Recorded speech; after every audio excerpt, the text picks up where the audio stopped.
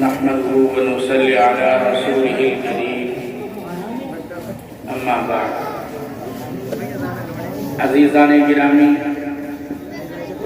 کافی دیر ہو گئی ہے پروگرام چلتے ہوئے۔ وقت کا تقاضا تو یہ ہے کہ جلدی پروگرام کو ختم کیا جائے، لیکن جب نام حضرت نے لے دیا تو میں صرف ایک بات عرض کروں گا، اس کو ہمیں اپنے ذہنوں میں بٹھانا ہے اور اس کو سمجھنا ہے۔ دیکھیے، مسلمانوں کی جنگ آزادی میں جس قدر قربانیاں رہی ہیں وہ تمام اکثر حصہ علماء کا اور مسلمانوں کا ہمارے طلباء نے پیش کر دیا، جو اب تک ہمارے سامنے آ چکا ہے۔ میں آپ کی جو توجہ دلانا چاہوں گا وہ اس طرف دلانا چاہوں گا کہ آج ہندوستان کے اندر جو مسلمانوں کا حال ہے، جو مسلمانوں کے ساتھ ظلم و زیادتی کی جا رہی ہے، مسلمانوں کے ساتھ جو ہمارے اسلاف نے، ہمارے اکابرین نے اس ملک کی خاطر قربانیاں پیش کی تھی، ان کو مٹایا جا رہا ہے، ان کو ختم کیا جا رہا ہے۔ تو اس دور میں اور اس وقت ہماری ذمہ داری یہ ہے کہ ہم اپنے اسلاف کی قربانیوں کو اپنی اولاد کو بتائیں، ان کو پڑھائیں، ان کو سکھائیں، ان کو بتائیں کہ ہمارے آباء و اجداد اس ملک کی خاطر، اس مٹی کی خاطر کیا کیا قربانیاں رہی ہیں۔ اس میں ایک بات یہ ہے کہ آج تک جو غیروں کی طرف سے ہمیں بتایا گیا اور سکھایا گیا، وہ ہمیں یہ بتایا گیا ہے کہ اس ملک ہندوستان میں سب سے پہلی جنگ آزادی وہ 1857 میں ہوئی ہے، جبکہ یہ بات درست نہیں۔ سب سے پہلی جنگ 1857 میں نہیں ہوئی، بلکہ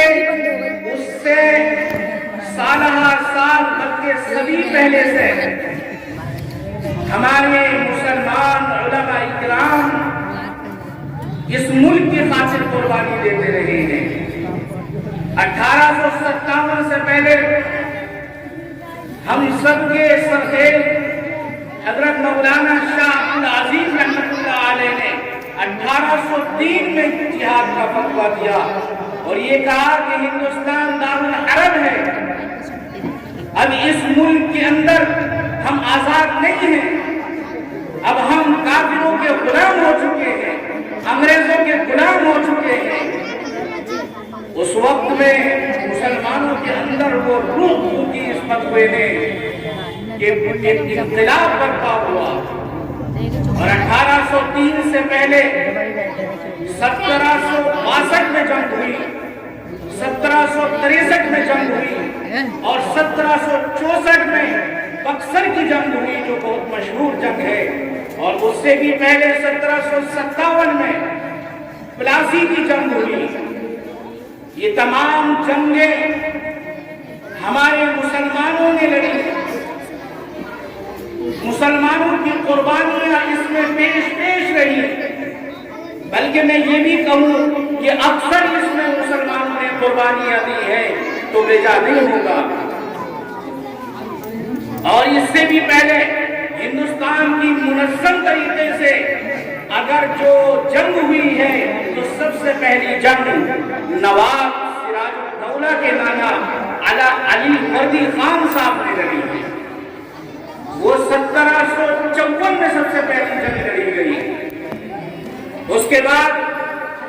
نواب سراج الدولہ نے جنگ لڑی، لیکن انگریزوں کا جو فلسفہ تھا، جو ان کی چالیں تھی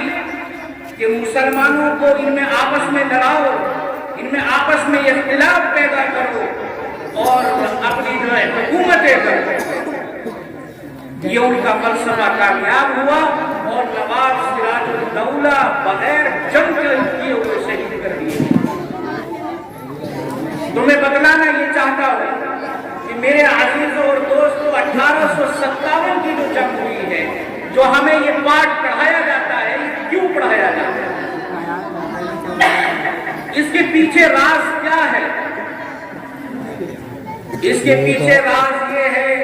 کہ جب 1857 میں جنگ شروع ہوئی تو یہ جنگ شروع ہوئی کلکتے سے، اور کلکتے سے شروع ہو کر یہ بھڑکی میرٹھ میں، اور پھر میرٹھ سے چل کر یہ آگ لگی دلی میں، اور دلی میں جا کر بہادر شاہ ظفر کی قیادت میں اور بار بار اعلان کرنے کے ساتھ مسلمانوں نے یہ جنگ لڑی، اور اس جنگ میں 3 دن تک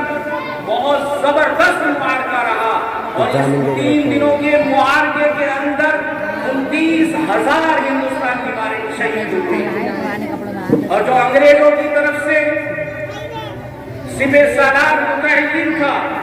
وہ بھی اس جنگ میں مارا گیا۔ اس جنگ میں 29,000 افراد کی جو تعداد تھی ان میں سے 24,000 مسلمان تھے اور 5,000 غیر مسلم تھے۔ یہ ایک ناقابل لحاظ ان کی قربانیاں تھی، جس میں یہ جنگ تھی جس میں ان کی جانیں گئی، اور ان کی تعداد کتنی تھی؟ صرف 5,000۔ اس وجہ سے ہماری پچھلی قربانیوں کو بھلا دیا گیا، اور ہمیں یہ بتایا گیا اور ہمیں یہ سکھایا گیا کہ ہندوستان میں جنگ آزادی کی پہلی جنگ جو ہوئی ہے وہ 1857 میں ہوئی ہے۔ میرے عزیزوں اور دوستوں، ہمیں یہ بتانا ہے کہ ہمارے مسلمانوں کی آباء و اجداد کی، ہمارے اسلاف کی جو قربانیاں رہی ہیں وہ لائے گا نہیں جا سکتی۔